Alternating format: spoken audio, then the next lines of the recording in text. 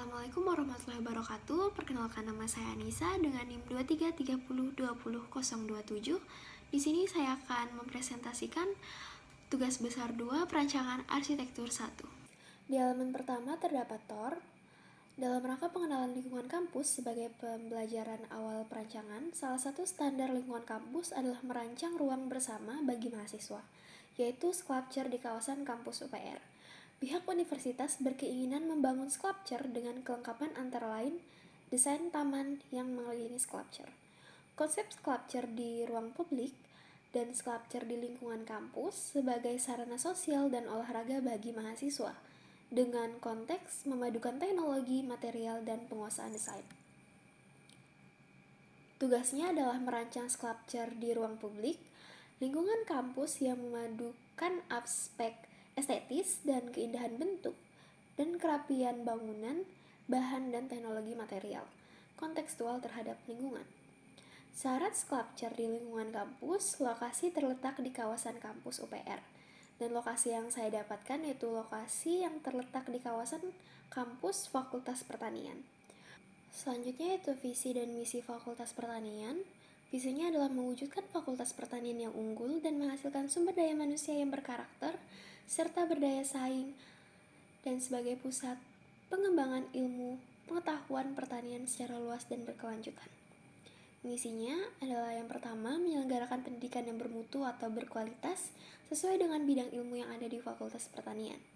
Yang kedua itu meningkatkan tridharma perguruan tinggi yang kreatif, inovatif, dan berdaya saing sesuai dengan kebutuhan kini dan mendatang. Yang ketiga, meningkatkan atau mengembangkan ilmu pengetahuan dan teknologi di bidang pertanian dalam arti luas dan berkelanjutan, khususnya pengembangan iptek di kawasan rawa gambut tropika, das, serta lingkungannya. Yang keempat itu menyelenggarakan kehidupan akademik yang demokratis, sehat, dan bertanggung jawab berkelanjutan. Yang kelima, mewujudkan pengembangan pendidikan dan pengajaran dengan meningkatkan akreditasi dan pengembangan jurusan kehutanan dan perikanan menjadi fakultas. Dan yang keenam, penguatan sistem manajemen mutu menuju efisiensi dan profesionalisme. Di halaman kedua itu terdapat studi literatur. Pertama itu definisi sculpture. Sculpture yang dalam bahasa Indonesia berarti seni patung atau seni pahat merupakan salah satu cabang seni rupa yang hasil karyanya bersifat 3 dimensi atau secara fisik disajikan dalam dimensi panjang, lebar, dan tinggi. Biasanya sculpture dibuat dengan teknik memahat, teknik merakit, teknik modeling, atau teknik cetak. Materialnya bisa berupa bahan yang lunak seperti tanah liat, lilin, atau sabun, dan dapat berupa bahan yang keras seperti batu, kayu, logam, ataupun keramik. Selanjutnya itu fungsi sculpture. Adapun fungsi dari sculpture adalah sebagai berikut. Yang pertama itu sebagai religi, sebagai sarana beribadah di berbagai kepercayaan, digunakan untuk mengkomunikasikan agama atau kepercayaan. Yang kedua itu sebagai monumen, sebagai media untuk memperingati atau mengenang peristiwa bersejarah atau jasa para pahlawan. Yang ketiga itu sebagai seni, sebagai karya seni murni untuk estetika yang dapat dinikmati pesan dan bentuknya. Yang keempat itu sebagai arsitektur, sebagai penunjang atau pelengkap konstruksi suatu bangunan sehingga lebih terpadu dan harmonis dengan desain arsitektur yang telah dirancang. Dan yang kelima itu sebagai dekorasi, sebagai penghias atau memperindah suatu ruangan baik di dalam ataupun di luar atau lingkungan sekitarnya. Selanjutnya itu tujuan sculpture. Tujuan pembuatan sculpture untuk menciptakan ikon atau penanda wilayah yang bernilai estetis dan fungsional, serta menghasilkan karya seni yang dapat bertahan selama mungkin. Dan ini ada beberapa contoh sculpture yang saya ambil. Yang pertama itu ada Tugu SPS di Politeknik Keuangan Negara STAN. Kedua itu Monumen Reformasi 12 Mei 1998 di Universitas Trisakti. Dan yang ketiga itu Tugu Fakultas Teknik di Universitas Gadjah Mada. Selanjutnya itu studi preseden, dan sculpture yang saya ambil di studi preseden ini adalah Monumen Reformasi 12 Mei 1998 di Universitas Trisakti. Sejarah dan filosofi dari monumen ini adalah Monumen Reformasi 12 Mei 1998 dibangun di kampus A, Universitas Trisakti, Grogol, Jakarta Barat. Monumen ini dibangun untuk mengenang tragedi 12 Mei 1998 yang menewaskan 4 mahasiswa Trisakti, yakni Elang Mulia Lesmana, Hafidin Royan, Heri Hartanto, dan Hendriawansi. Seperti yang kita lihat bahwa tugu dari monumen ini memiliki 4 pilar, dan 4 tugu ini menunjukkan jumlah mahasiswa yang tewas dalam tragedi tersebut. Keempat tugu ini memiliki tinggi yang beragam, mulai dari 10 sampai 12 meter. Hal ini menunjukkan urutan tanggal menjelang atau terjadinya peristiwa tersebut. Dan pada masing-masing tugu itu terdapat lubang peluru, yang didefinisikan bahwa lubang peluru ini menembus tubuh dari keempat mahasiswa yang tewas tersebut. Sisi dari keempat tugu ini terdiri dari 5 bidang yang melambangkan bulan terjadinya peristiwa tersebut, yaitu bulan 5. Terdapat 98 batu yang tersebar di berbagai tempat yang menunjukkan tahun terjadinya tragedi tersebut terjadi, yaitu 1998, dan di bagian tengah terdapat lambang dari Universitas Trisakti. Selanjutnya itu ada analisa orientasi. Tugu ini berbentuk segi 5 dan dapat dilihat dari segala arah. Ada analisa irama atau ritme. Pengulangan bentuk dari tugu ini diulang secara teratur dari bagian atas hingga bagian bawah. Dan yang terakhir ada analisa datum. Pada sculpture ini terdapat penekanan pada bagian tengah sculpture yang terdapat bentuk lubang peluru. Di halaman 3 itu terdapat data existing. Yang pasti lokasi yang saya ambil itu berada di kawasan Fakultas Pertanian, seperti yang bisa kita lihat pada side plan yang saya buat. Side plan ini berlokasi di Jalan Hendrik Timang, Fakultas Pertanian, Universitas Palangkaraya. Lokasi site yang saya ambil itu berukuran 28 kali 18,5 meter.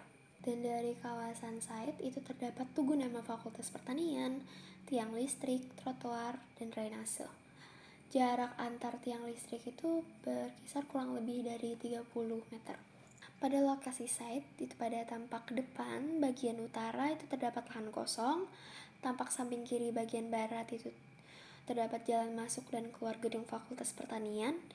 Di bagian samping kanan bagian timur itu gedung program studi pendidikan bahasa Inggris, dan tampak belakang bagian selatan itu gedung UPT Teknologi Informasi dan Komunikasi. Dan adapun kelebihan dan kekurangan lokasi site.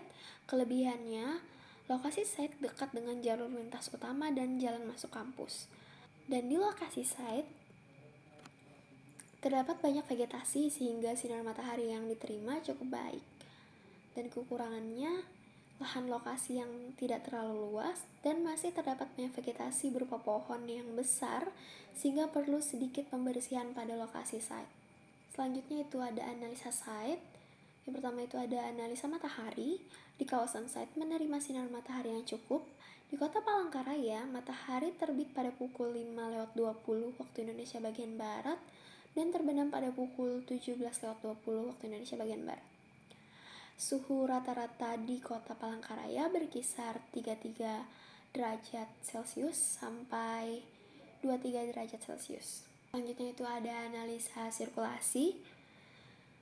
Pada panah yang berwarna merah itu merupakan sirkulasi kendaraan 2 arah, dan yang warna biru itu merupakan sirkulasi kendaraan 1 arah. Selanjutnya itu ada analisa angin. Angin dapat berasal dari berbagai arah. Dari kawasan site, menurut saya angin terbanyak dari arah timur.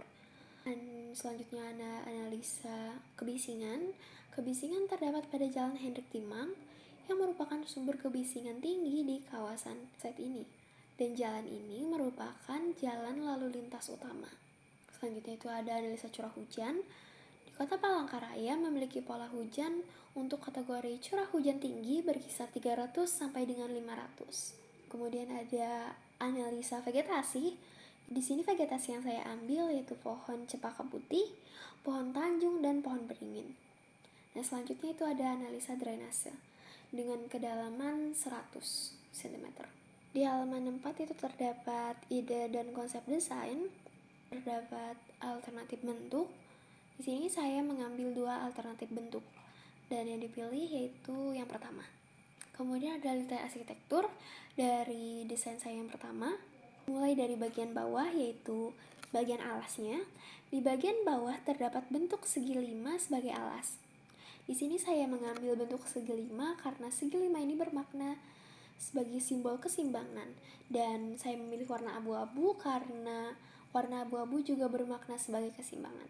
Dengan bentuk segi 5 ini diharapkan Fakultas Pertanian dapat menyeimbangkan perwujudan dari visi dan misi fakultas. Kemudian pada bagian depan terdapat transformasi bentuk dari daun. Di sini saya mengambil bentuk daun karena kan makna dari daun adalah simbol dari pertumbuhan, dan makna warna abu-abu ini juga adalah makna keseimbangan. Bentuk daun ini melambangkan pertumbuhan dari Fakultas Pertanian. Kemudian pada bagian tengah dari tugu ini saya mengambil bentuk transformasi dari akar, dan makna dari akar ini melambangkan simbol penyerapan, dan saya mengambil warna putih, dan warna putih ini merupakan simbol dari suci dan murni. Bentuk akar pada tugu ini melambangkan dari penyerapan sumber ilmu pengetahuan dari segala penjuru. Selanjutnya pada bagian tengah itu terdapat bentuk bambu yang berdiri tegak sebagai penopang dari padi. Makna dari bambu ini adalah sebagai simbol dari keteguhan, dan makna dari warna coklat yang saya pilih pada bambu ini adalah simbol dari keterampilan. Dengan bentuk bambu pada tugu ini dapat meningkatkan keteguhan dalam menopang kreativitas dan keterampilan mahasiswa Fakultas Pertanian. Kemudian pada bagian atas tugu ini terdapat padi yang dibentuk menjalar pada bambu. Dan makna dari padi ini adalah simbol dari kehidupan dan kesejahteraan. Dengan padi yang dibentuk menjalar, diharapkan agar Fakultas Pertanian mendapatkan kesejahteraan yang terus menjalar. Dan makna warna emas pada padi yang saya pilih ini adalah simbol dari prestasi dan kesuksesan. Dan tinggi dari skulptur ini kurang lebih 10 meter. Dan di halaman 5 itu terdapat tampak.